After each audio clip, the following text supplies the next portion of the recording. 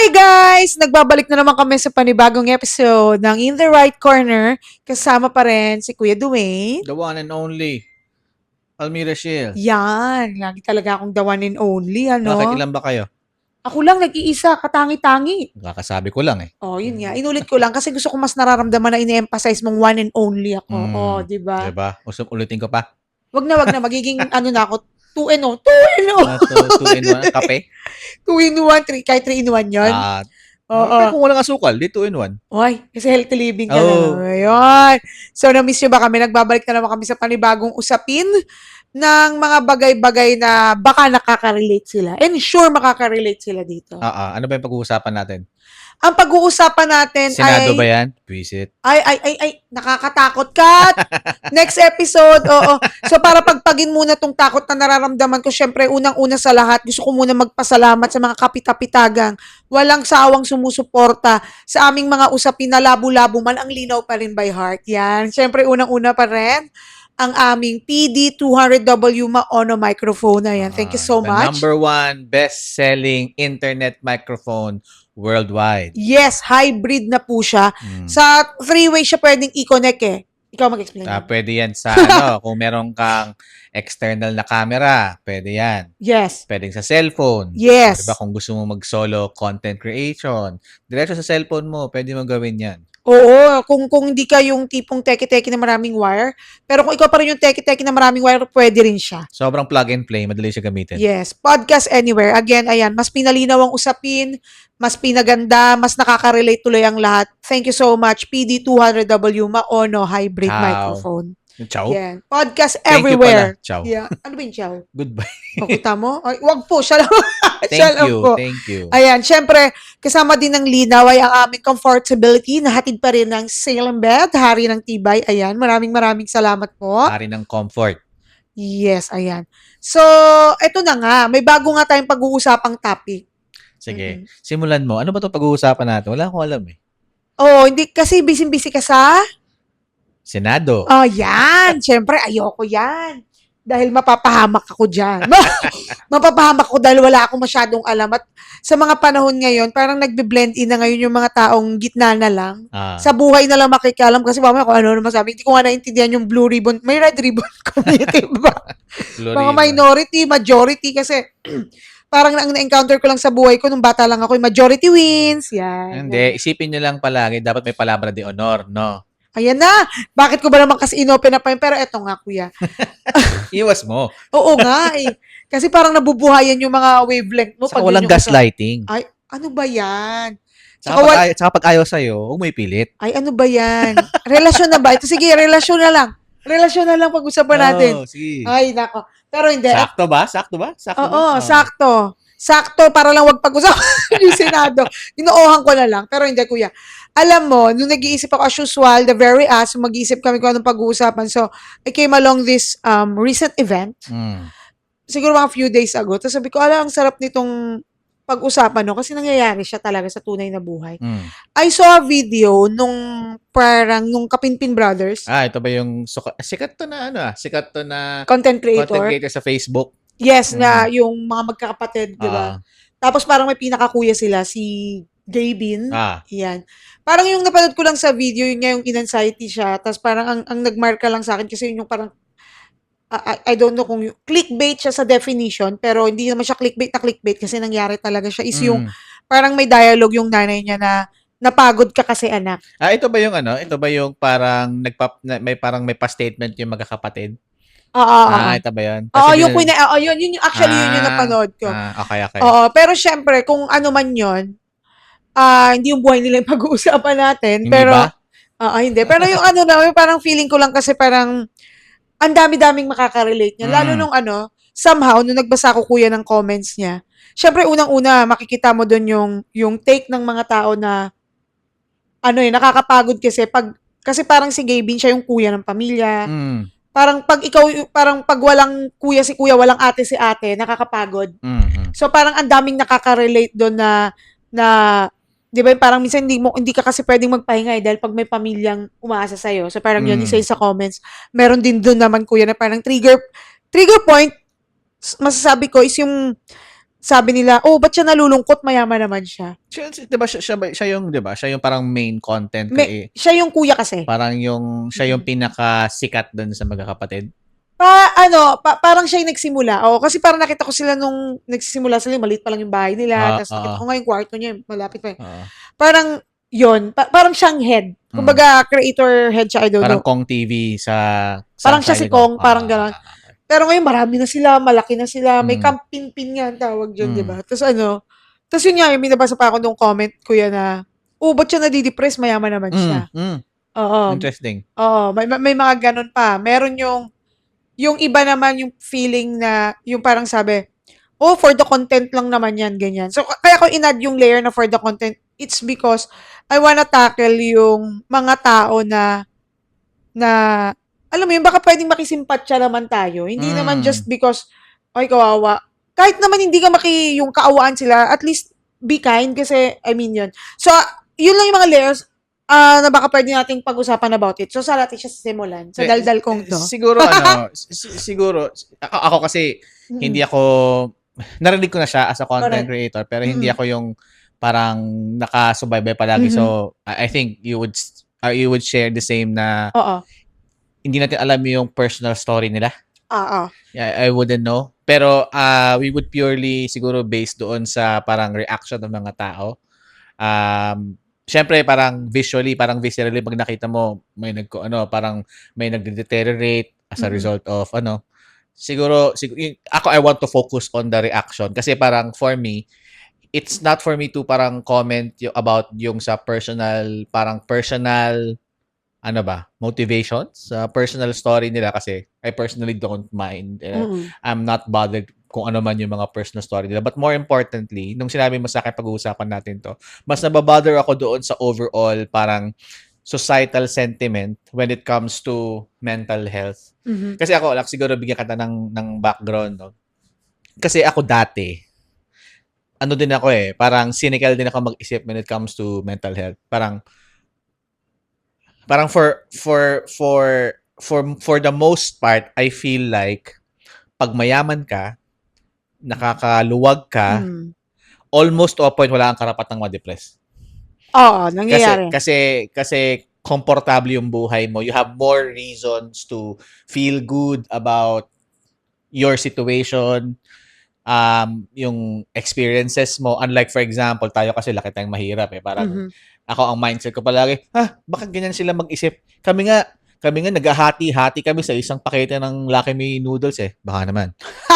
Naghahati-hati kami tapos kayo mayaman nagrereklamo pa kayo. Nalulungkot pa kayo. Ganyan ako dati mag-isip. Pero ikaw, anong take mo sa ganyan da? Ako obviously parang never na pag-uusapan ng mental health sa edad natin before. Pero ikaw. Ako kuya tama ka dyan Pero nung dati nga, di ba, parang ang tingin mo kasi, ba't pa kayo malulungkot meron na kayo ng lahat. Alam mo yung ganun. Pero nung tumatanda ako, tapos mas nabubuksan ka sa tunay na mundo with different people, marirealize mo na walang kinalaman yung yaman sa saya Marami akong kakilala, kuya, mayaman sila pero lonely sila. Marami ako nakita na parang, ako parang, hindi ko siya automatically nararamdaman na ganyan. Like for example, may mga experiences ako in the past na nung college ako, 'di ba? Mahirap ang buhay noon pero nakaranas ako ng may mga kaibigan na naiwan yung wallet. Hindi alam kung saan kukuha ng pagkain. Sabi ko, ang una kong reaction hindi yung ay wala siyang makain kasi naiwan niya yung wallet niya. Ako naisip ko yan parang I felt like ay hindi makakasurvive sa labas to. Kasi hindi alam kung paano maghanap ng makakain. 'Di ba? Parang naiwan yung wallet, hindi mo alam kung anong gagawin niya. 'Di ba? Parang lupasay siya kagad Parang hindi ko siya nararamdaman right away na mag-isa lang to. Pero magmula nung nagkaroon ako ng mga nakasalamuhang mga tao na well-off ish. Medyo maluwag-luwag ang buhay, tapos ang daming complaints sa buhay. Pag inungkat mo yung stories nila, malungkot sila I agree with you Parang, hindi sila miserable, pero ang lungkot.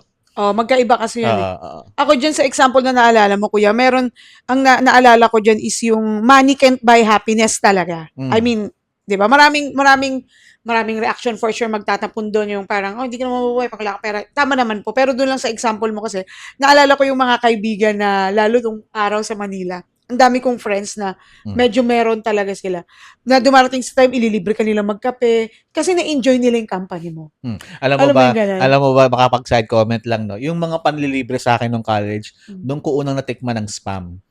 Ako nga, Starbucks eh. Umorder ako chocolate shake. Alam mo yung hanggang tumanda ako nung sinabi ko na sa mga kaibigan ko nun.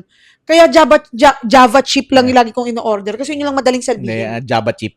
Java chip. Java Choco chip. Java chip. Tapos yung basa ko dati dun sa ano, sa Bev. Hmm. Yung Bev na maraming yellow. Di ko alam yun eh. Frappe. Frappe nga, frappe. Frappe. Ako talaga paulit-ulit yung, tas ano po ba yung, ano those size? Oo. Ayan yan, the tall, grande, or Yung venti. ano po yung may chip? Grande daw, venti. Yun po, sabi ko. Share Yun chip. po, oo, gano'n. Never lang parang na-realize ko lang. Yung aspect, because napag-usapan lang yung dun muna sa context na, mayaman na sila, nalulungkot pa sila. Alam mo, hindi talaga kuya, walang halaga kasi sabi nga, you can't have the best of both worlds. May mga ilang tao, tama naman, may mga tao pong pinanganak ng mayaman. May mga taong yumaman dahil talagang hardworking, parang yun yung sinacrifice nila, whatever, kaya na-attain nila yan. Yung mga hindi nakaranas ng childhood. Yun din. Yung kasi ito yung Literal, buhay na pinili literal. nila. Oo. Meron din ako kuyang kakilala. Pag pumupunta siya sa atin, ang saya-saya niya kasi may kasabay siyang kumakain.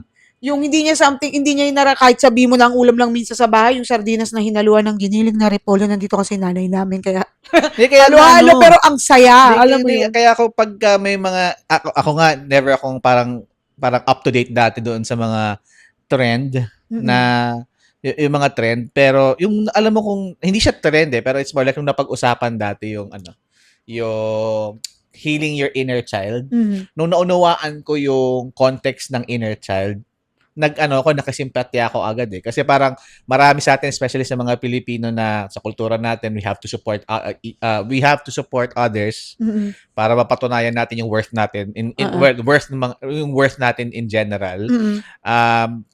Nung narinig ko yung stories about inner child, sabi ko, parang maganda siyang story for me kasi parang finally after giving everything, nakawala na siya doon sa idea of parang always giving, not receiving. Pero at the same time, may mga tao na always giving pero hindi nakatawid doon sa part na masasalubong niya na yung inner child niya kasi binlock na siya nung anxieties niya. Ayun. Napagod, na burnout, parang walang direction. Kasi alam mo ko, totoo talagang nangyayari. Insecure. Oo. Totoo talagang nangyayari yan. And minsan, hindi mo alam kung saan siya nanggagaling. I don't know. Pero for sure, naranasan mo na to. Iba lang tong context na to ngayon kasi may pamilya ka na. May asawa at anak ka. Hindi na pwede yung parang, alam mo yun, sabi ko nga parang same as sa mga breadwinners, mga ate, sa mga kuya, parang wala kang karapatang mapagod. Wala kang karapatang masaktan. I mean, sa ano ko to kasi kailangan mong bumangon, kailangan mo magpatuloy sa buhay kasi maraming nakasalalay sa'yo. Pero nangyayari siya na at the end of the day, minsan gigising ka na, minsan gigising ka na, hindi mo alam saan nagagaling pero wala ka ng will na bumangon. Bukod lang sa may pagsumigaw, Shopee po, kailangan mong tumayo doon. Nararanasan mo rin yung pag-uwi mo sa gabi, kahit na parang nakahiga ka lang, nakatulala ka lang. Marami sa atin na parang I agree with you na parang halos wala kang choice. Pero actually, if you really think about it, may mga tao katulad, may mga taong ganyan na may choice sila actually. Bumangon ka or you don't live at all. Kasi pag hindi ka parang yung nandun ka sa sitwasyon na parang the only reason parang you're carrying on kasi nga like for example, kung ikaw ay isang breadwinner, as an example, 'di ba? Hindi ka pwedeng magkamali. Correct. Pag nag-fail ka, magfe-fail lahat. Yeah. So hindi ka pwedeng hindi bumangon. Yung katawan mo ayaw ka nang pabangunin. Pero yung utak mo sinasabi na may choice ka eh. Pero hindi ka pwedeng. Kasi it's parang you can look at it in two different angles eh. Parang wala kang choice kundi bumangon. Pero if you think about it, it's actually two choices eh. Babangon ka para magtuloy-tuloy itong parang baseline life na pinoprotektahan mo, or hindi ka babangon, magfe-fail ka at magfe-fail ang lahat. That's a choice din, 'di ba? So namimili din yung tao na 'yon. Kaya mahirap. Kasi yung katawan mo sinasabi nga na Hindi kaya. pagod na eh. Ayaw Pagod na. na eh. Parang grind ka ng grind pero hindi yung grind na yun, hindi lang siya yung grind for people pero ginagrind mo literal yung katawan mo to to failure eh. Diba? Pero alam mo, baka kasi makalimutan ko dahil goldfish. Maganda tong pang-ending eh. Pero masyado pang maaga para mag-end. Wow! Dahil pag nag-usap kami ni Kuya, 3 days and 2 nights eh. Pero hindi. May Kuya, may nabasa ako last time na about yun sa mga pinagdadaanan ng ito. Ang sabi daw, just put on your shoes.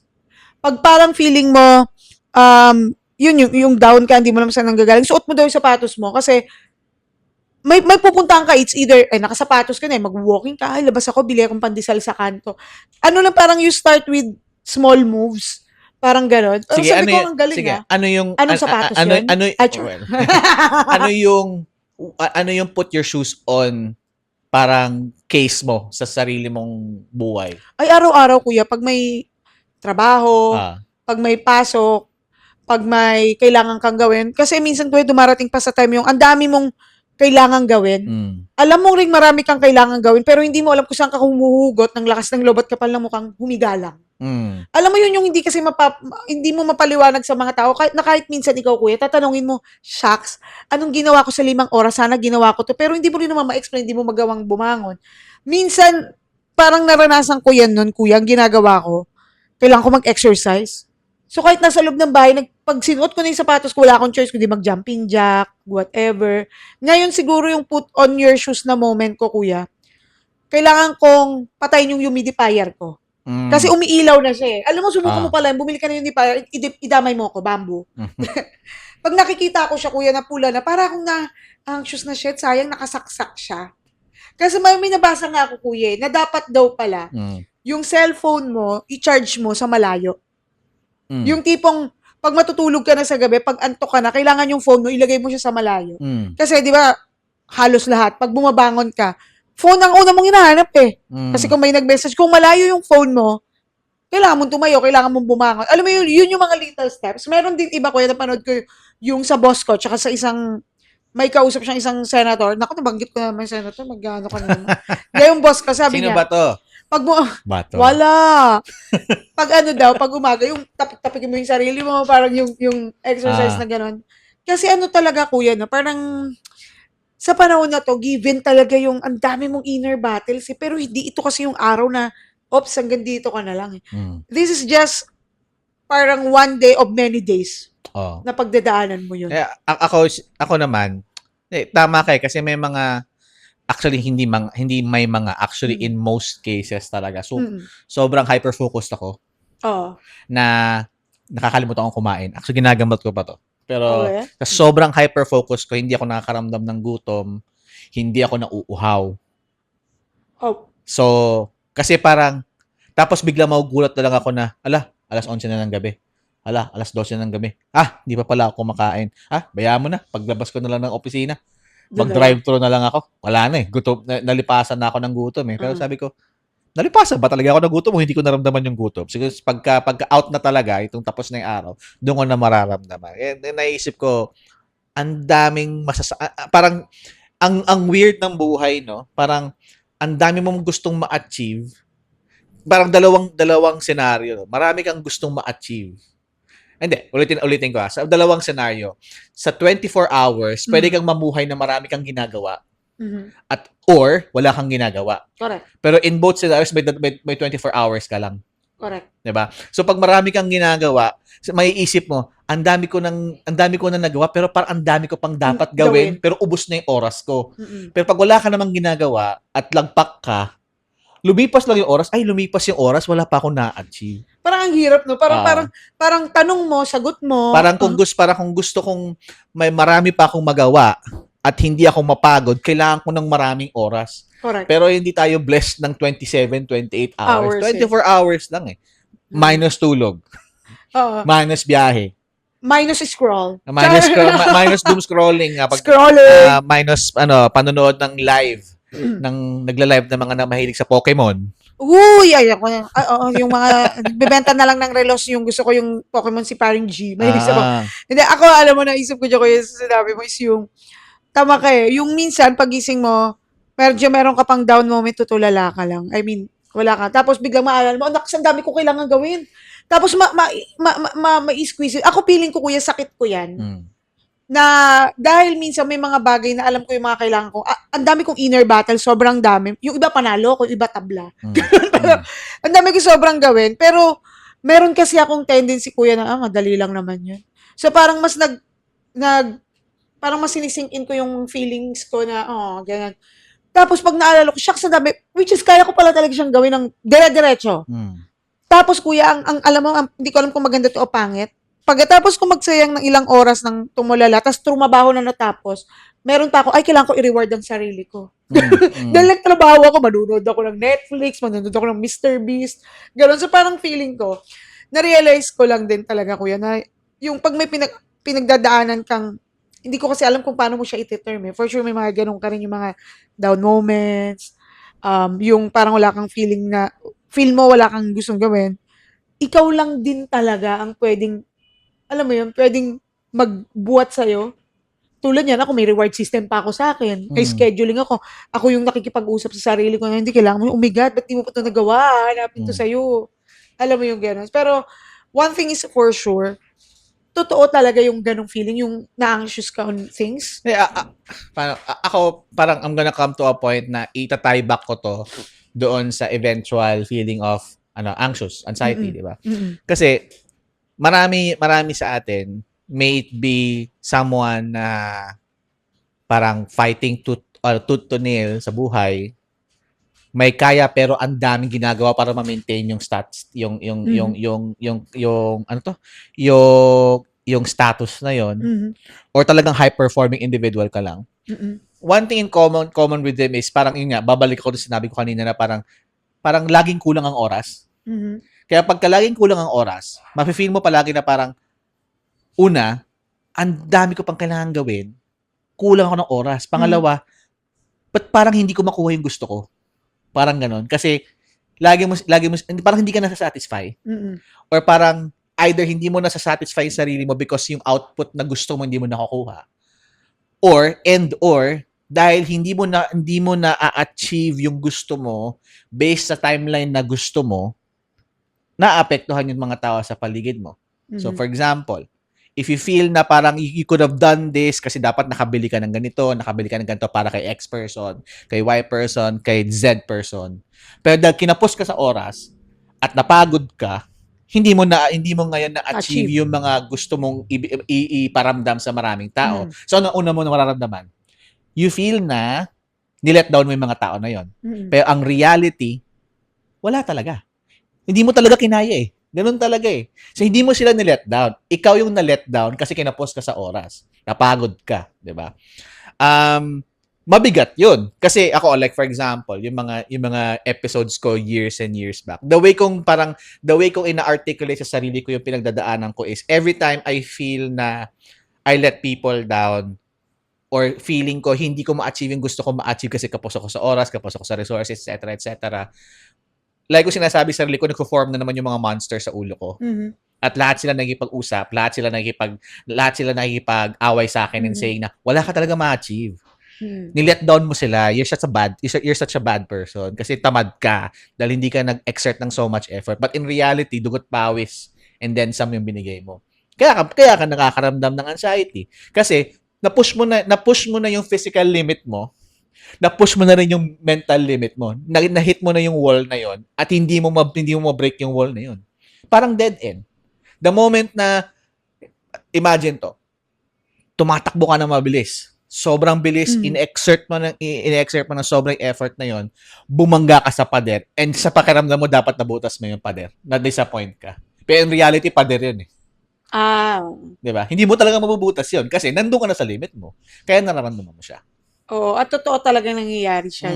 Parang, ano mo kuya, ako, ang naalala ko lang habang nagsasalita ka is kung yung mga ibang coping mechanism ko, isa yung mga tipong, cliche ito I think sa iba, pero pag gusto mo nang hilahin yung sarili mo, nilulok ba ko yung mas mahirap nga dati. Mm. Better na nga yung ngayon. Eh. So, kaya mo ulit to, kaya Speaking mo of nga nun. coping mechanisms, sige nga, I mean, for the benefit of our viewers and listeners, for someone na very similarly going through or have gone through something na ganon, ano yung coping mechanism bukod dun sa reward system mo kasi magastos yung reward system mo. Lagi yung reward system ko, nanonood lang ako ng Netflix. Time, yung parang, imbis na may trabaho kasi manonood ako 2 episode. Next, on In the Right Corner with Almira Shil and Kuya Dwayne. Pero mas hinanap ko, kuya, yung bakit nawala yung spark ko, yung motivation ko on doing things. Naalala ko kasi, kuya, dati, wala nga akong camera, wala nga akong wifi. Exactly. Pero, yung mindset ko noon, dapat, every Saturday, Sunday, makapag-shoot ako ng 3-5 video. Tapos, MWF, dapat may upload ako. Pupunta ako ng Maynila, makiki-upload ako. Nasaan siya ngayon? Kung kailan meron na ako ng lahat. May internet. Hindi na po kami dun kami sa gate para masagap namin yung internet ng kapitbahay tapos mag-aambag lang kami ng 1,000. Naalala mo yun? Na doon ako sa grahe. Nasaan yung motivation? Anong nangyari? Parang may ganun na akong pagod.